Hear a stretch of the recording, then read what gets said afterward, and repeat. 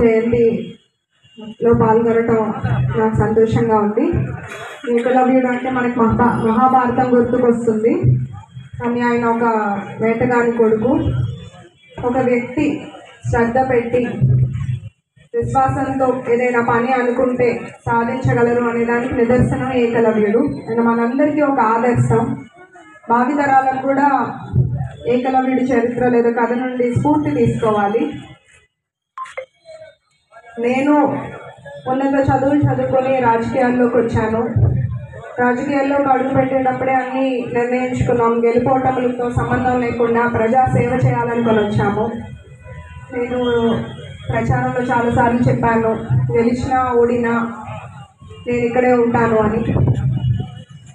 నారా చంద్రబాబు నాయుడు గారు ముఖ్యమంత్రి వర్యులు, అలాగే డిప్యూటీ సీఎం పవన్ కళ్యాణ్ గారి సారథ్యంలో ఒక ప్రజా ప్రభుత్వం ఏర్పడింది.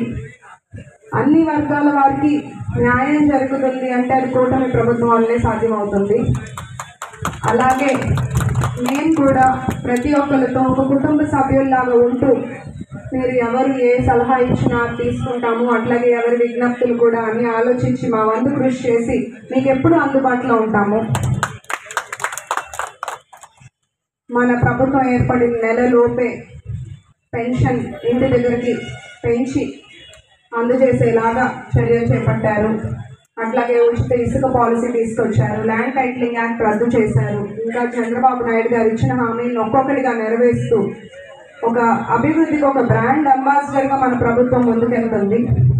నేను కూడా ఇక్కడ ఇచ్చిన హామీలను ఒక్కొక్కటిగా నెరవేరుస్తూ దర్శిని మార్గదర్శిగా చేయడానికి నా వంతు కృషి చేస్తాను. ఇక్కడికి వచ్చిన అందరికీ పేరు పేరున ధన్యవాదాలు.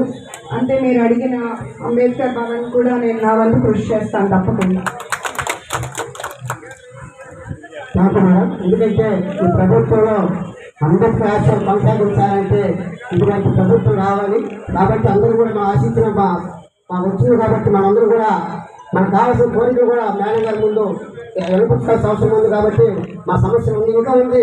ఈ నియోజకవర్గంలో అన్ని సామాజిక వర్గం సంబంధించిన అందరూ కూడా ఏఎంసీ పదవులు చేపట్టారు. గత ప్రభుత్వంలో ఎస్టీకి ఏఎంసీ పదవి ఇస్తే దాన్ని ఓసీగా మార్చుకొని ఎస్టీ పదవిని ఓసీగా మార్చుకోవడం అక్కడ పదవులు కూడా చేసి కొనసాగించిన పరిస్థితి ఈ నియోజకవర్గంలో ఉంది. కాబట్టి ఏఎంసీ చైర్మన్ పదవి ఎస్సీకి ఇవ్వాలని చెప్పి డిమాండ్ చేస్తూ మా తరఫున మేడం గారికి సందర్భంగా రిప్రజెంటేషన్ చేస్తా ఉన్నాం.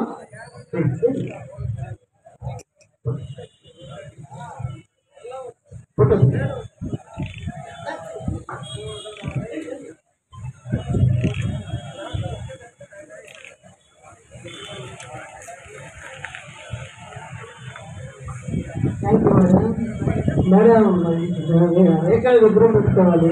ప్లేస్ కూడా మీరు ప్రయత్నం చేస్తున్నాను. ఎంఆర్ఓ వాళ్ళందరూ అడుగుతున్నాను, మీరన్నా కొంచెం విగ్రహం పెట్టుకున్నాను. అదేవిధంగా ఇప్పుడు మేడం వచ్చేందుగా గొప్పటి ప్రతిభ కార్యక్రమం ముందుగా గన్నిపూడి కమలమ్మ గారు రండి. మేడం వచ్చే గొప్పటి పంపిణీ కార్యక్రమం మీకు కలిసి